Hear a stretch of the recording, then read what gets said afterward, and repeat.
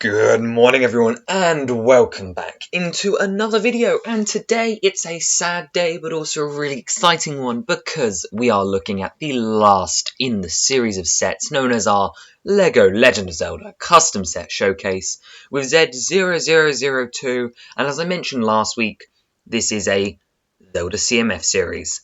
Let's get into it. So, while this may be our last set this week, it is surely not the last video of our showcase series, and next week we'll be taking a closer look out of all of the sets and then all the figures that I have drawn, as well as some other fun behind the scenes aspects to this wave of custom sets.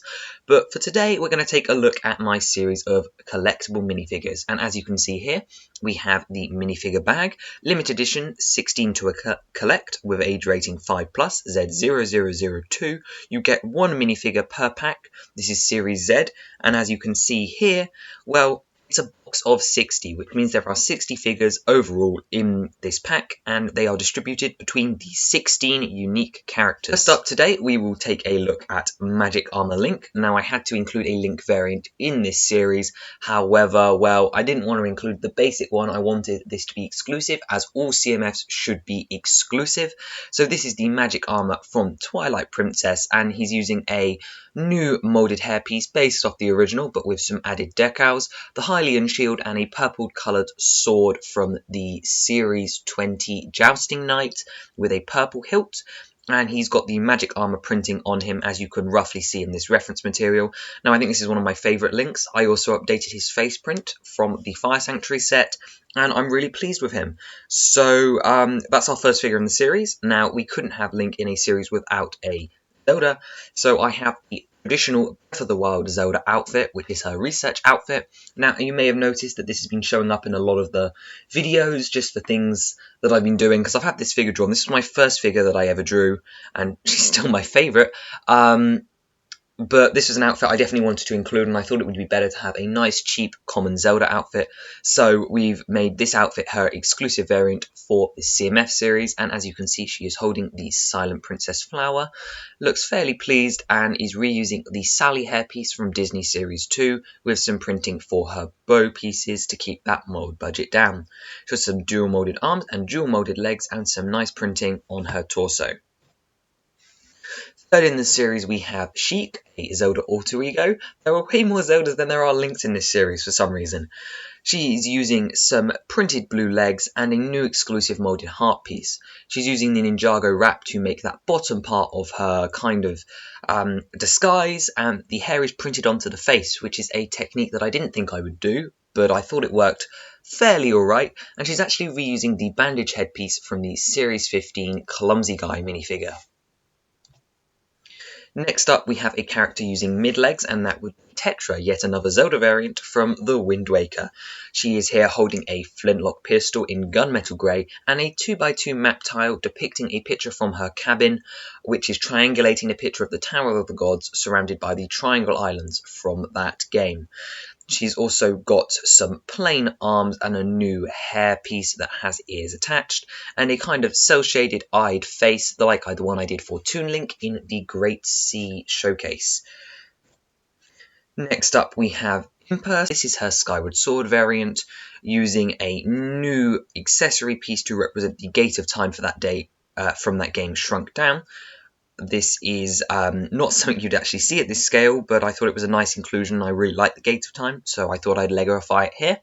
You can see she has some toe printing, a dual molded left arm, and using the normal classic male hairpiece, and then has the printing of the braid down her face. One day I'd like to do the mold for this, but that's for a future set. Next up, we also have Fi, reusing my hairpiece that I have designed for a couple of characters this wave, who is also being used on a Girahim variant, as well as a couple of other characters like the fairy from the Wind Waker set yet again. But she is here using the chicken arms, some plain blue legs, and some very simple torso print, but she definitely needs to be included here, so I'm glad she got a spot in these series. Next up, we have Midna with yet again another custom molded headpiece and a very oversimplified Twilight Realm Gate. Correct me if I'm wrong on that one. She's using short legs for some reason and has some simple printing on her torso and right arm. But other than that, it's a fairly simple figure, despite the moulded headpiece. Next up, we have Noboro holding her Medallion of Spirit, and she is reusing the Unagami hairpiece from Ninjago Prime Empire from Winter 2020 wave. She's also got some dual molded arms, some simple torso printing, and an interesting face print, as well as some pink legs, which is something I don't remember seeing particularly common throughout the series. The interesting thing with Noboro is her design did change. I chose to go for the pink one instead of the white one because I thought it was more colour interesting. Next up in this series, we have Darunia representing the Goron. I tried to get a couple of the different races in this series, including Gerudo and then Gorons. He is holding the Fire Medallion from Ocarina of Time and has a custom molded headpiece. I'm really surprised by how well this figure came out. Although it's very simplistic, I think it represents Gorons well, and he has a fairly high distribution in the series, so that if you wanted to kind of Goron army build, then you could, even though, well, it wouldn't all work if they had Darunia's face. And representing the Zora in our next spot, we have Macau with his skeleton fish guitar. He has some very simplistic printing and a new headpiece for a Zora kind of fin cap. Has some face printing on one side and this skeleton fish build, which is built out of 3 printed sign pieces on a 1x6 bar, which I thought was a really cool technique to represent his kind of guitar from the game. Also joining him from Majora's Mask is everyone's favourite fairy 35-year-old Tingle, and here he is with normal moulded legs, a simplified torso, a headpiece, and a new and exclusive to him hat piece with ears and a large cone point. He has a very scary facial expression, which I think suits the character perfectly, and the paintbrush piece recoloured with a black tip, which is a colour we've never had in that before. He also has a 2x2 map tile, which is somewhat based off the one he's holding, but is really just a loose representation of Milk Road and Termina. Back from Wind Waker representation, we have Diddle here in his Wind Waker style. He has some very simplistic torso printing, dual molded legs, and a new hairpiece, which kind of is more of like the classic male piece, but with a bit of an extension down his side. He's also one of the few Lego minifigures that will ever have a nose, but that's because the nose is such a big part of his character, and he looked very strange without it. As for accessories, you can see over here on the right that I've included a piece of bait, as well as the pig-shaped bait bag, which is a sack piece recoloured in pink with some printing. Next up in the series, we have the Phantom from both Phantom Hourglass, Spirit Tracks, and I guess from the DLC of Breath of the Wild. And again, I'm really pleased with how this figure came out, using that pauldron piece, a new exclusive head mold which has the cow ears stuck into it, a printed 2x3 tile with a accessory holder behind it to allow him to hold the shield, very similar to the Minecraft shield build, and some amazing printing on both the torso and legs. Underneath the helmet, there is just a black minifigure head with 2 white eyes, and that about wraps it up for this figure. This is definitely one of my favourite figures I've drawn out of all of my Wave 1 characters, and I'm really pleased with how it turned out. Next up, going back to Majora's Mask with Skull Kid, or Majora Skull Kid, or however you want to say it. And his accessory is Tail from that game, using the snitch piece recoloured in transparent purple, which is an idea I saw a while back from somewhere, I can't quite remember where, but I thought it worked brilliantly for the Zelda fairies, as you would have seen in the Advent calendar and in here now. He's also reusing the Witch hairpiece from the Series 14 Witch, and other recent BAM minifigures, and a new and exclusive Majora's Mask over his face. Underneath there would be no printing, as I want to save the other Skull Kid variant for another set. He's using printed mid-legs, as well as a simple torso design and single molded arms. Following him, we're getting the Ganondorf of the series, and in fact the only one in Wave 1, and that is Phantom Ganondorf from Ocarina of Time. All of the big Ganondorf variants I have plans for later down the line, so I thought including the Phantom variant from the Forest Temple boss was a good idea. He is using normal, really detailed printed legs as well as a torso and some dual molded arms. I'm really pleased with the printing on this guy. I think it looks great, and his headpiece kind of slots over a normal minifigure head, which would be blank. It has got the red hair at the back and this mask clip at the front.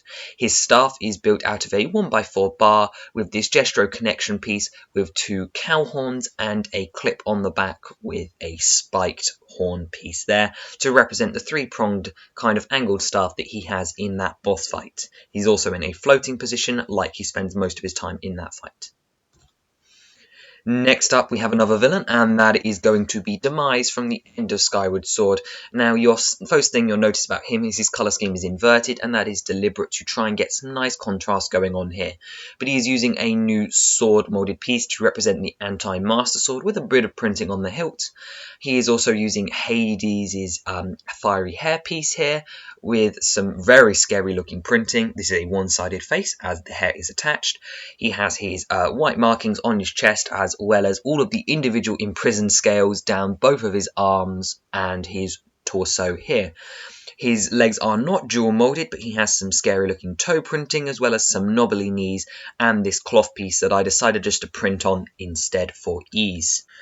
So here we have them on a group shot, which is the similar shot to the shot I use on the head of the box, and this shows you who we've got in this series, as the bag does not show everyone. Let's quickly take a look at the box distribution now, and you can see here the 16 characters split up over the 60 slots.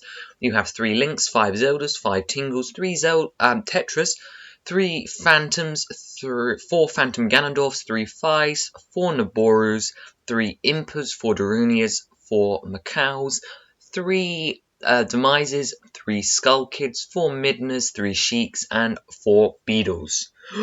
That is a mouthful. And that's all 16 figures from the CMF series. Let me know down below which one is your favourite out of these 16 and what you'd like to see in a future CMF series. This was designed just before they announced that series were going down to 12 figures, and I wasn't going to cut 4 of these amazing designs from this series. However, if I do a second one in the future, which is planned, that will be 12 figures from now on. And, well, I designed this CMF as the closer to our wave, and I can't express how pleased I am with all 12 and extra sets that I have designed for this LEGO Legend of Zelda custom set showcase. We've experienced so many different tropes from so many different games, and I'm very excited to continue into Wave 2, which is now under design. So if you have any ideas for future sets that I should make, future minifigures that I should draw, or future concepts you'd like me to play around with, please leave them down below in the comments. I really hope you enjoyed this video, and I'll be back next week to look at all of the sets put together as if they were displayed in a LEGO store, a child has played with them, and just all of their box arts one last time. In the meantime, thank you very much for your continued support, and I'll see you next time. Bye bye.